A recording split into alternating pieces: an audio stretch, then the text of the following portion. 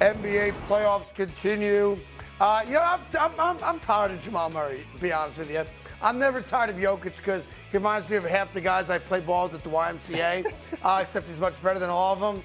But Jamal Murray is now reminding me of Tyrese Halliburton a lot, where you're talking a lot of smack when you win, and when you lose, although Halliburton didn't do this, not taking any ownership for the loss and throwing stuff on the court and throwing stuff at the referee and all that stuff. Like, we forgot about that, right? Right. But it shows you, for everybody out there that was like, oh, the Nuggets are done.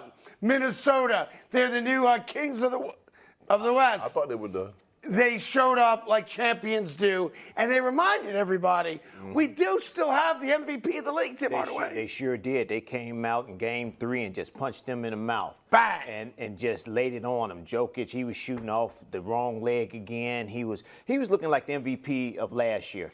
And Murray was playing very well. But you know who they got contributions from? KCP. They got contributions from Michael Porter Jr., not yesterday, but the game before that. They got contributions from Reggie Jackson coming off the bench, and yeah, Bron he's like 68 years old, former World Series champ. That's who they need contributions from. Like I said, they missing Bruce Brown from last year. Sure. And that's Bruce Brown and Green from last year. That's the energy guys come off the bench. Bruce Brown was in your face, rebounding, getting 50-50 balls, getting steals, and they missed that. Bron has to take that responsibility coming off the bench and give him that energy. And that's what he did the last two games. I'll give Anthony Edwards credit. After a bad Game 3, unlike LeBron James, who always blames everybody else, he said, it's on me. Came out like crap, had no energy. I'll be better in Game 4, and he was. You know what? It was more so that he didn't set the tone for his team. Fair enough. He didn't come out like gangbusters for his team and set that tone so they could follow his lead. That's what he's talking about. And he's saying, like, look, I got to come out here and set this tone. Now, I want to ask you guys a question on this one, all right? Because I'm watching the game, and I'm saying to myself, this is going to play itself out again in Game 5, although it's back in Denver. So coast to coast, wire-to-wire win in both games, frankly, for the Denver Nuggets. Anthony Edwards still had 44 points and did his job shooting the ball. Took 25 shots, made like 70% of them in yesterday's game, and was the best player on the court for the Timberwolves, as he always is. But after the game, he got into it a little bit verbally with Jamal Murray right here. Jamal Murray talking smack, and Edwards is like, I'll see you in Game 5. I'm all good.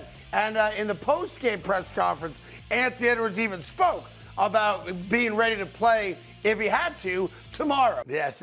Look, I saw him do it to Kevin Durant. Now I saw him do it to Jamal Murray, albeit at the end of a loss. Look what he said. I heard it. Yeah. I heard it. Did Greg Anthony Towns hear it? Did Jaden Daniels hear it? Did Rudy Gobert hear it? Did Mike Conley hear it? Did Nas Reed hear it? Did those guys hear it? Maybe not. You know what I'm saying? Okay, you can put up 44, but nobody on your team scored more than 15 points. Right, where's everybody else? Where's everybody else? Okay, Yeah. You heard it. Now, how you going to get your teammates to hear it, and how you going to get your teammates to come out and play with you with the intensity that they need to play to go in Denver and win Game 5 like you did 1 and 2? Here's the concerning thing also. Remember Game 2, Rudy Gobert not there, he had the baby. Right. Didn't fly to Denver, and they did a good job. And obviously won Game 2 in Denver. You have now the Defensive Player of the Year who has been back at home. And Jokic yesterday, 35, 7 and 7 against the Defensive Player of the Year. Man, the first 2 games of the series, everybody was saying, including myself, that it was a bad matchup for the Denver Nuggets with Minnesota and Anthony Edwards and this young basketball team. And you fast forward 2 games later, and you're saying to yourself, what adjustments did the Denver Nuggets make? Because they're making the Minnesota Timberwolves look like they're a young basketball team.